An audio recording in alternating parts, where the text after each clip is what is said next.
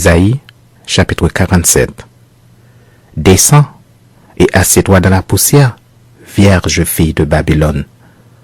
Assieds-toi à terre sans trône, fille des Chaldéens. On ne t'appellera plus délicate et voluptueuse. Prends les meules et moue de la farine. Ôte ton voile, relève les pans de ta robe, découvre tes jambes, traverse les fleuves. Ta nudité sera découverte, et ta honte sera vue. J'exercerai ma vengeance, je n'épargnerai personne. Notre Rédempteur, c'est celui qui s'appelle l'Éternel des armées, c'est le Saint d'Israël.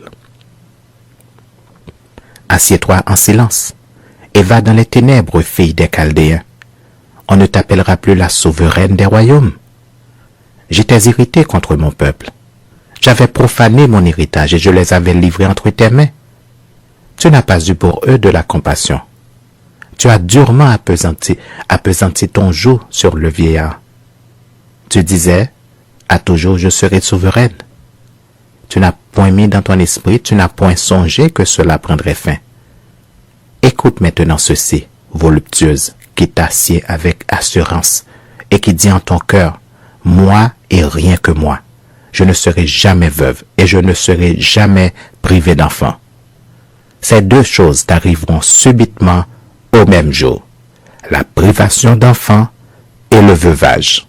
Elles fondront en plein sur toi malgré la multitude de tes sortilèges, malgré le grand nombre de tes enchantements. Tu avais confiance dans ta méchanceté. Tu disais, personne ne me voit. Ta sagesse et ta science t'ont séduite. Et tu disais en ton cœur, moi et rien que moi. Le malheur viendra sur toi sans que tu envoies l'aurore. La calamité tombera sur toi sans que tu puisses la conjurer. Et la ruine fondra sur toi tout à coup, à l'improviste. Reste donc au milieu de tes enchantements et de la multitude de tes sortilèges, auxquels tu as consacré ton travail dès ta jeunesse. Peut-être pourras-tu en tirer profit. Peut-être deviendras-tu redoutable.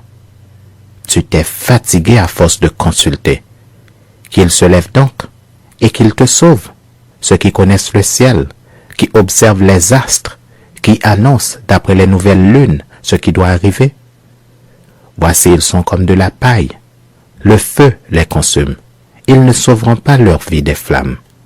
Ce ne sera pas du charbon dont on se chauffe, ni un feu auprès duquel on s'assied.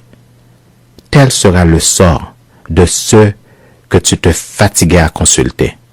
Et ceux avec qui tu as trafiqué dès ta jeunesse se disperseront chacun de son côté. Il n'y aura personne qui vienne à ton secours.